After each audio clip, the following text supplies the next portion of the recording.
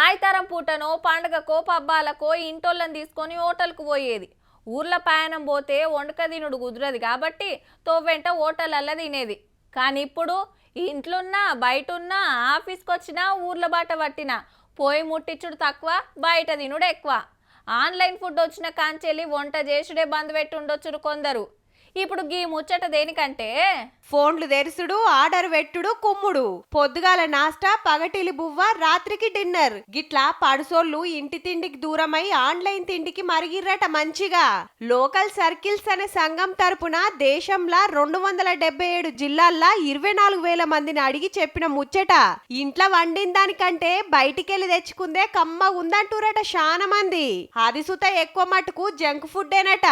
అంటే పిజ్జాలు, బర్గర్లు, ఫ్రెంచ్ ఫ్రైస్, చిప్స్, బొబ్స్, కూల్ డ్రింక్స్లు, బోల్ డ్రింకులు. మంచిగా బొజ్జ నిండా తినాలే, బొత్త నిండా తాగాలే అన్నట్టే ఉంటదాయే.